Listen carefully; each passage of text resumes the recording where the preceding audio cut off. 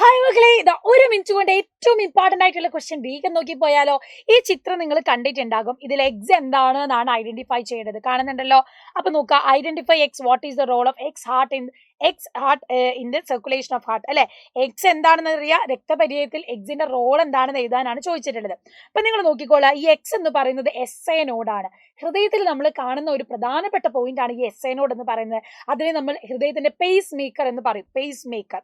So നോക്കുക, heart rate is controlled by rhythmic contraction and relaxation of heart muscle. അപ്പൊ ഹൃദയപേശികളുടെ താളാത്മകവുമായിട്ടുള്ള സങ്കോചത്തിന് പൂർവ്വസ്ഥിതി പ്രാപിക്കലുമാണ് ഹൃദയ സ്പന്ദന നിരക്കിനെ നിയന്ത്രിക്കുന്നത്.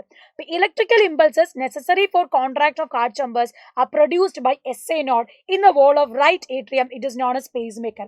നമ്മുടെ റൈറ്റ് ഏട്രിയം, വലത് ഏട്രിയത്തിലാണ് നമ്മൾ എസ് എ നോഡ് കാണുന്നത്. ഇതിനെ പേസ് മേക്കർ എന്ന് വിളിക്കും. കാരണം എന്താണെന്ന് വെച്ചാൽ നമ്മുടെ ഹൃദയം ഇടുപ്പിന് വേണ്ട ഇലക്ട്രിക്കൽ എനർജി പ്രൊവൈഡ് ചെയ്യുന്നത്, പ്രൊഡ്യൂസ് ചെയ്യുന്നത് എവിടെയാ? ഈ എസ് എ നോഡിലാണ്. ഇത് ഇമ്പോർട്ടന്റ് ആണ്. കൂടുതൽ ചോദ്യങ്ങളായിട്ട് മിസ് വീണ്ടും വരാം. അപ്പം ബൈ.